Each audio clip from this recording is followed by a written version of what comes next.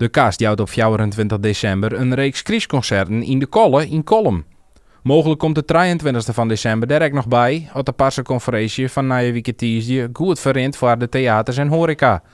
Gitarist Peter van der Ploeg en toetsenist Kees Bode joggen vooruit naar de topsportdagen. We hadden wel vaker die lange concerten, in Gelderdom gaan we dan spelen we gewoon soms 2,5-3 uur.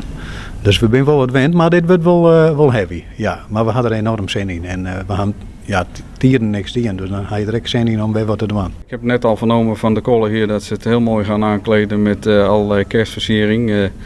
En dat er waarschijnlijk een mooie achterdoek komt. Dus, wij gooien het vol met instrumenten.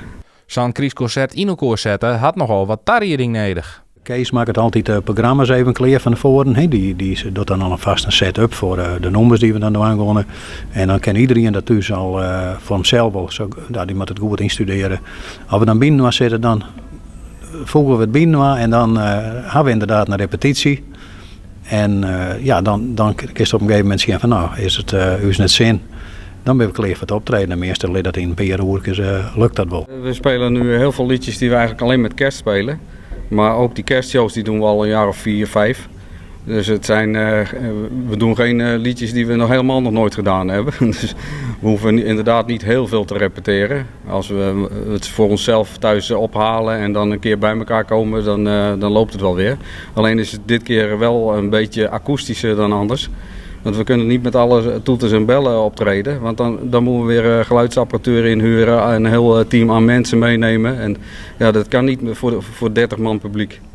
De fjouwer kriesconcerten in Kolm voor maximaal 30 mensen waren ze in luttele minuten uitverkocht. Ik geloof dat het in 4 minuten uitverkocht weer. Je hebt nu correct 4 of 5 minuten, 6 minuten die buurt. In ieder geval weer heel snel. Maar nee, dat verwacht je net. En het is wel zo, de kriesconcerten van u ben altijd wel goed op druk bezocht. Dat is ook altijd heel gezellig. We hadden zelf als band altijd enorm zin in om het te doen. Maar dat zou het gaan. En ik mis dat misschien ook nog de 23e, als alles goed gaat, 8 december, is er ook nog een kans dat er nog meer mensen heen kennen.